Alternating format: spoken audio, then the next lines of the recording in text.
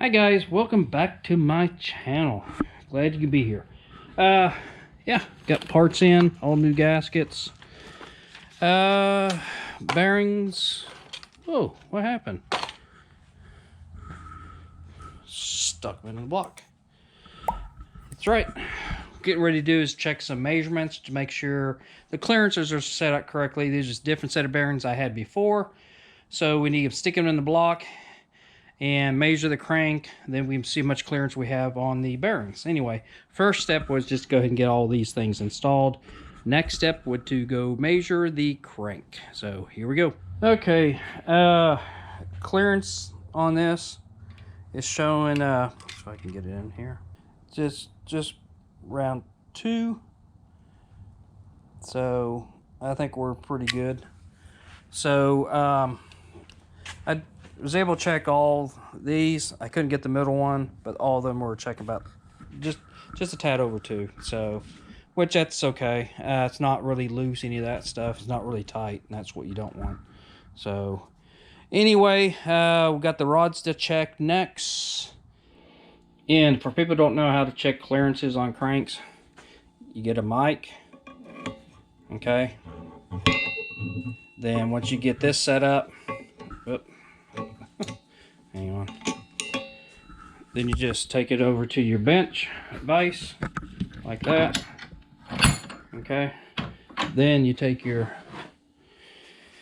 dowel bore and you get it set between these two here. Okay. I can't do it with one hand. And you make sure you zero that out there.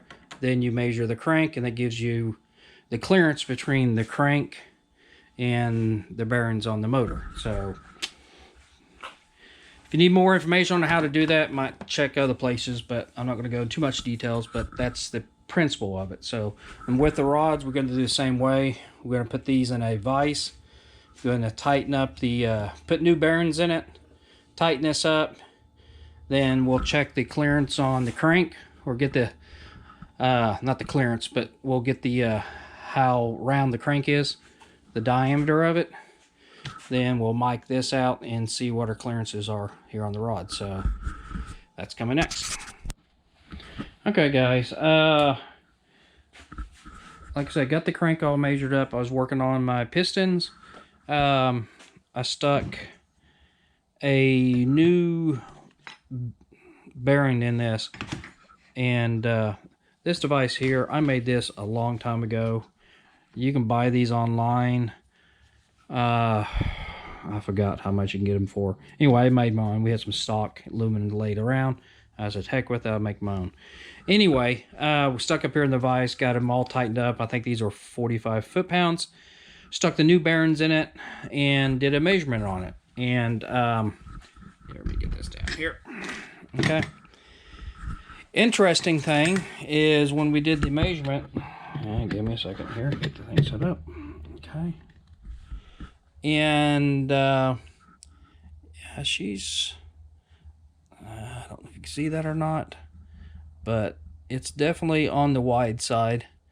Okay, so out of curiosity, stuck the back to my stock rods, or stock bearings, what was in the motor. You can tell they're a lot tighter. It's around 2, just a tad over 2. So yeah, these are not going to work. What I mean not going to work, they're sitting up just a little bit too wide, so it's got a lot more gap I want it. It's about 3 to 3.5. So it's at least a 1 too big. I think even the stock spec service is at 3.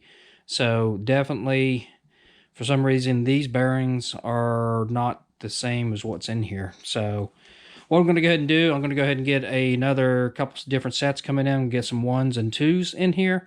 And basically that's going to make the, we're going to tighten up just a little bit. We'll be able to fine tune it to get it right where we want. 2's minimum I want to get at. I don't know if I want to get any looser than that or tighter than that, but I'm going to get at least down to 2 on the rods. So 2.5 is probably max. 2 I think is probably ideal what we need to be at. So I'm going to get some different sizes in here. And this way we'll have enough adjustments where we can move that clearance where we need it. Crank is dead on. I'm not going to touch it. It's at 2.5 all the way across the board. So I think I'm good there.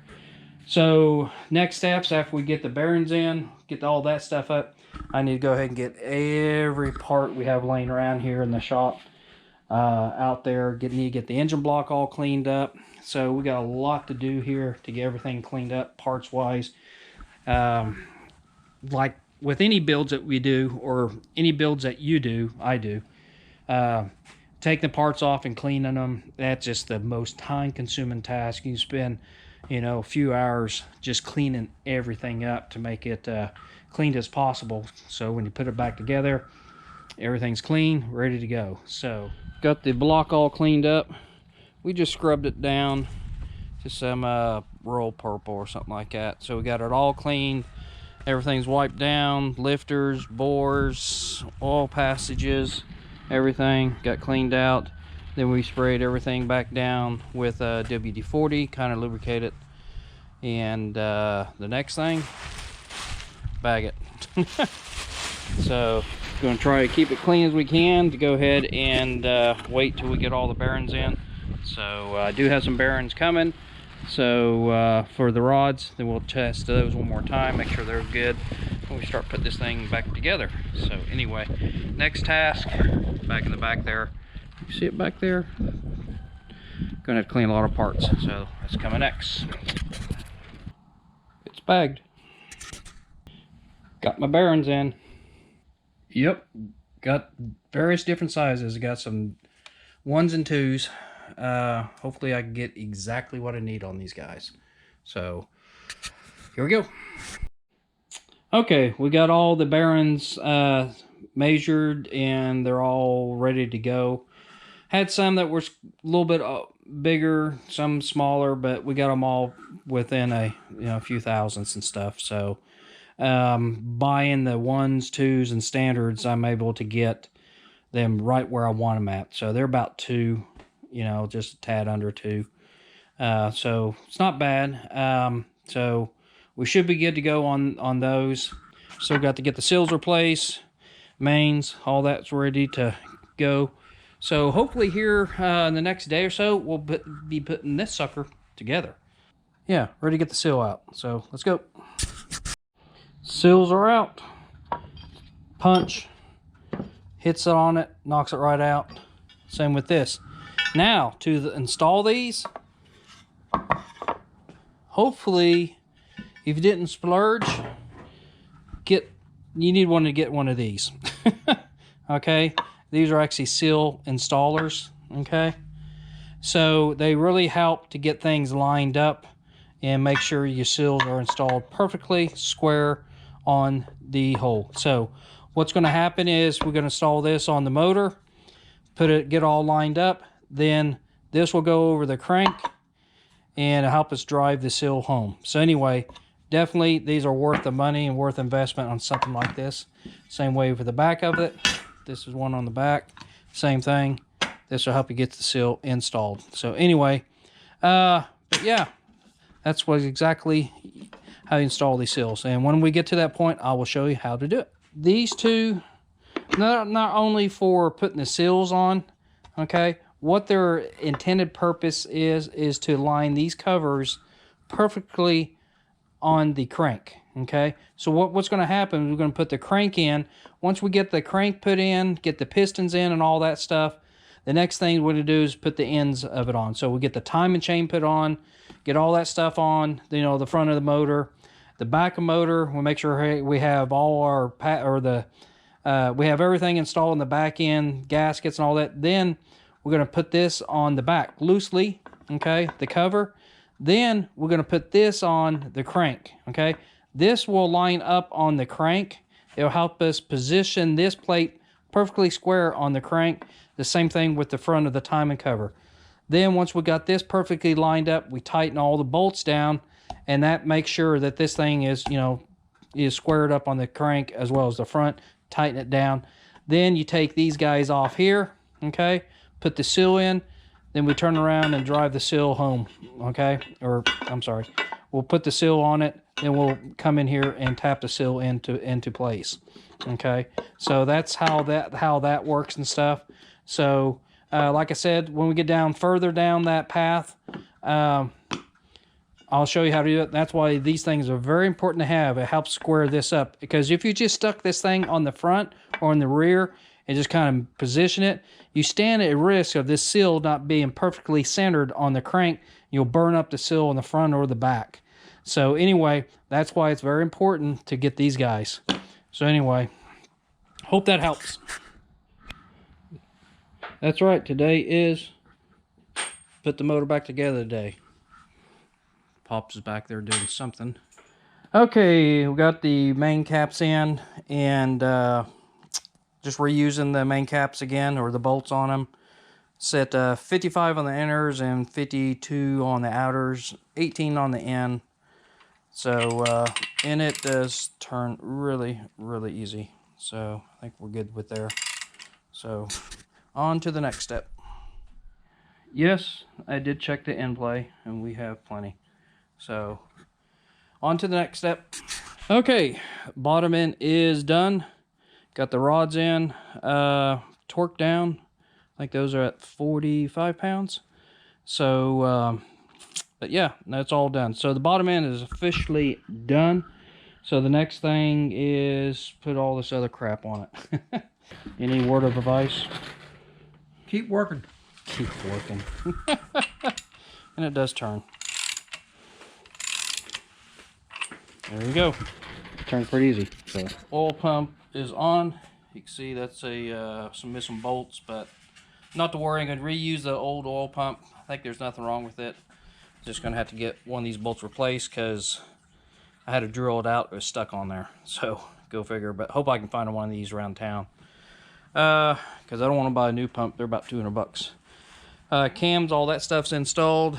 Pop's back there getting some more parts cleaned up. So, continue on.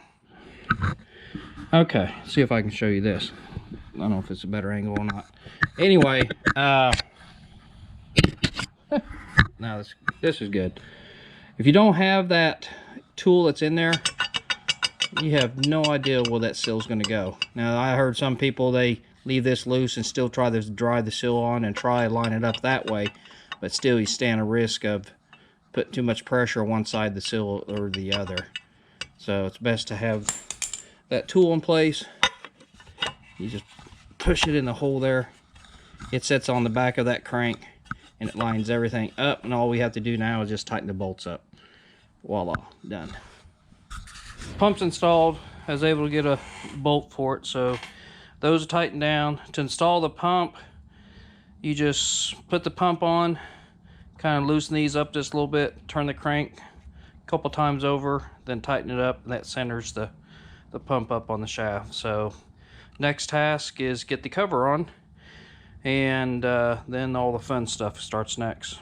Okay, just like the back cover, front cover same way. Take this tool, it's got an O-ring on it, and that goes in the cover like so.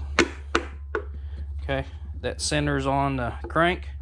All you do is now just tighten the bolts up, 18 foot-pounds, and you're done. The gasket's already installed on here, Seal. where the seal is. Basically, you put the seal in, then you use this driver like this, then it kind of lines on the crank same time. Make sure the O-ring goes on the outside. So that's how that's done. Gasket installed, other head installed. One more to go. Heads are on. Next thing we're going to do, get it up and get it on the floor, get it onto this jig over here so we can get it off the engine stand. So I just don't like them sitting on my engine stand. So anyway, let's get it off the floor, or not off the floor, get off the stand and get it on the jig. So here we go. Wow. Guess what? All done. Yay! Okay. All we have to do next is put the push rods, put the rocker arms on, get everything torqued up. Need to prime it, do all that, get the intake on, and we're ready to get the transmission hooked or connected to it. So once we get all that, then we'll be able to go ahead and put it in the car, which the car is in the trailer. So anyway, but yeah, no, we're pretty much all done with that. So with that, hope you enjoyed the video. Press that like button, share the video, do what you need to do. The channel is growing really good right now, so trying to keep the momentum going. We're surpassed 700 users now, so I am so excited about that. So anyway, with that, I'm out of here until the next video.